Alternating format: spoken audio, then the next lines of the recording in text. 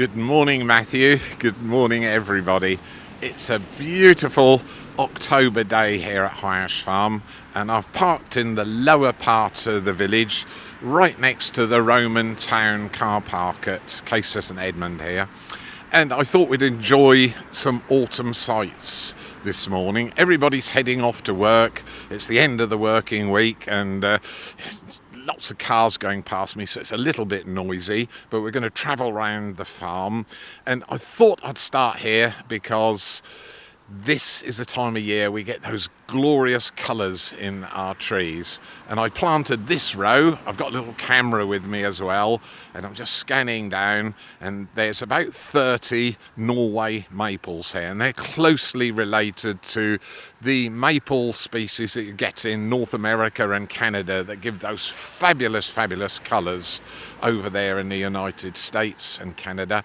But this is a close second, this species, and it's why I planted it, to give autumn that extra kick at High Ash Farm. They've been here 30 years now, and the colours are absolutely astonishing. I'm going to walk up to this first tree and just hold the camera up like that. And sorry, don't do this if you're driving, but if you want to imagine bright blood red colours, then this is the tree for you. There's reds, oranges, greens, yellows as well, every colour of the spectrum there, apart from blues. And it's just astonishing. The wind is just blowing the leaves about a little bit, and over here there's some pale yellow ones. And all the trees are the same, and they gradually all change colour, each one sometimes a day or two after the others. But the sun's just come out again, and this is a fantastic sight.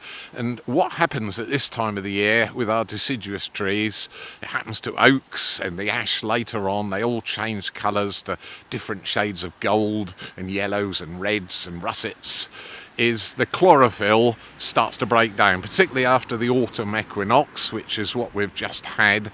Daylight's a little bit shorter each day, and then the chlorophyll, which is the kind of powerhouse of our deciduous trees, the green in the leaves in other words, breaks down, and then the colours that are held sort of underneath the greens, if you like, they're not visible.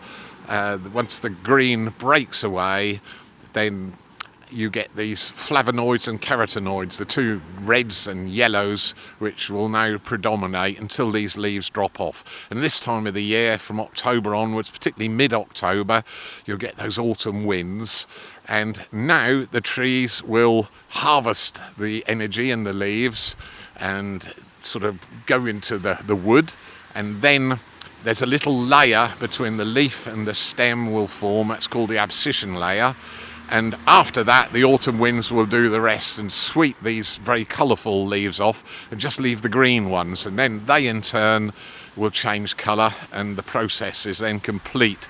And the trees will have to spend at least 5-6 months just as a series of sticks in this particular case, as this is a fairly young tree. But these Norway maple will be quite large after about 50 years. They should be up there a good 50 feet tall. This particular one is probably about 30 feet now, but it's just a fantastic sight. I thought I'd bring you here to start off this morning's tour around High Ash Farm, just drinking in the sights, sounds and colours of autumn as we progress well into autumn now. So I'm just going to stop talking for a minute, and then we're going to enjoy some of our British native berries in a few moments' time, or in the case of sloes, they're called droops. So there we are. I'll see you again in a minute or two's time.